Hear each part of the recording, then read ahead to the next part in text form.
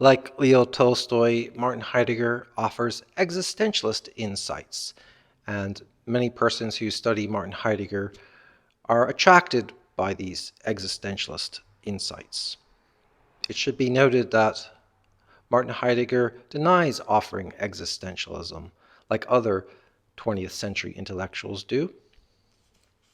Let's review the definition of existentialism and look at two basic ideas in Martin Heidegger's early philosophy that are existentialist and that pertain to human life. First, the definition of existentialism. Existentialism is a 19th and 20th century philosophy of Europe and North America, renouncing traditional concepts, rejecting ordinary assumptions, and championing human freedom and the importance of intense experiences like anxiety or true love. Martin Heidegger's existentialism is evident in the 1920s. For example, the 1924 lecture, The Concept of Time, and the 1927 book, Being in Time. In these documents, Martin Heidegger provides an innovative vocabulary, and he indicates that all of tradition has got it wrong, and that he, through his innovative vocabulary and special insights, has got the right ideas about human existence and human life. One simple example of existentialism in Martin Heidegger is his use of the term Dasein. Dasein is German for existence. In short, Martin Heidegger talks about human nature, about the human being, with the term existence. From my perspective, this is an abstract, sort of stark way of talking about the human being, and that helps us to sort of challenge and question our ordinary assumptions about the human being. Our ordinary assumption is that, the human being above all is a person.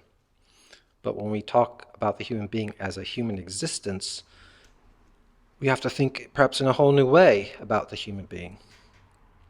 In the 1920s, Martin Heidegger argues that human existence is not in the first place a person.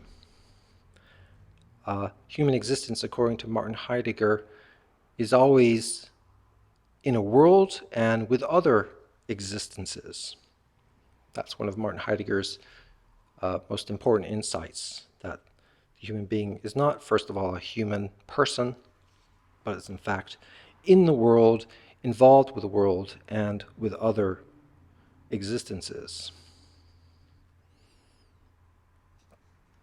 Second example of existentialism in Martin Heidegger, and this is the more important one.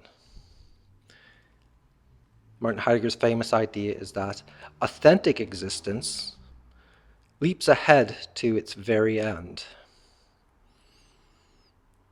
According to our author, humans, for the most part, are involved in the world. They're involved with other existences. And the very end of life is something that is postponed, concealed, evaded, avoided. And the very end of life is thought of as like an event outside of human life. But that's not how things are, claims Martin Heidegger. According to Martin Heidegger, the very end of life is always a part of life. It is always implicit in every step of life.